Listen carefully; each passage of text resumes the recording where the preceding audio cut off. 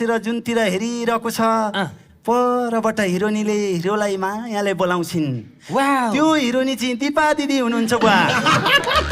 अनि फिल्मको नाम चाहिँ बुवा सुँगुर टोलायो हात्तीले बोलायो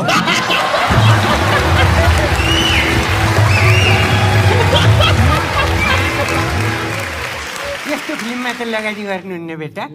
अनि चल्यो त अहिले त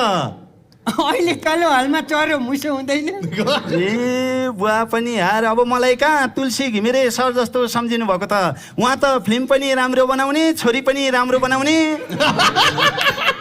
साँच्चै हजुरहरूले बनाउनु भएको छोरी हो कि एआईले बनाएको त्यही त भने साह्रै राम्रा छोरीहरू बनाउनु हुँदो रहेछ फिल्म पनि असाध्यै राम्रो बनाउनु भएको छ होला अब पहिला रामायणको पहाड हनुमानले उचाल्नु भयो तुलसी दाईको पहाड नेपाली दर्शकले उचाल्नु अब त कुरै छैन नि फिल्म कति गते लाग्दैछ बुवा 1 गते वैशाख ए त्यसो हो भने त बुवा दर्पण छायामा अनुहार हेरेर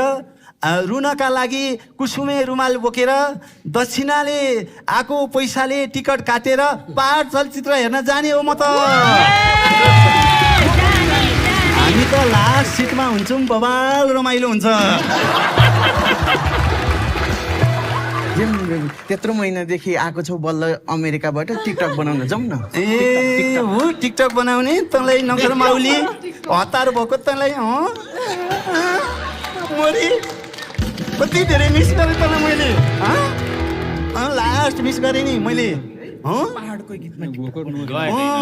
गीतमा बनाउनु पर्छ नि अब तराईको त गीतै हुँदैन ल जाउँ ल तपाईँहरूलाई पनि वैशाख केकको लागि पहाडको लागि शुभकामना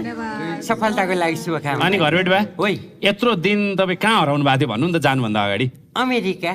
अनि बेला बेलामा यसो मलाई सम्झ्या भए हुन्थ्यो क्यारे तँलाई सम्झेँ नि बेटा तँलाई कति माया गर्छु म हो र यति सम्झेँ कि तँलाई मैले कसरी पनि सम्झेँ भने अमेरिकामा त जस्ता मान्छे हुँदैन रहेछन् हो र सबै अर्गनाइजरले टाइममै पैसा दिँदा रहेछन्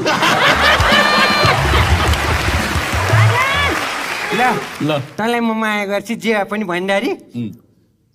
प्रोग्राम सकिएपछि ब्याक स्टेजमा भेटै मलाई किन हौ अमेरिकाबाट आउँदा ड्युटी फ्रीबाट रक्सी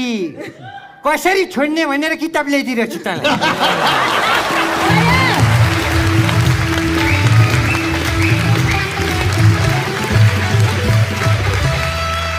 वेल यो सँगसँगै हामी कार्यक्रमको अन्त्यमा आइसकेका छौँ आज समय दिएर आउनुभयो पहाडको टिमको लागि एकचोटि ताली बजाउँ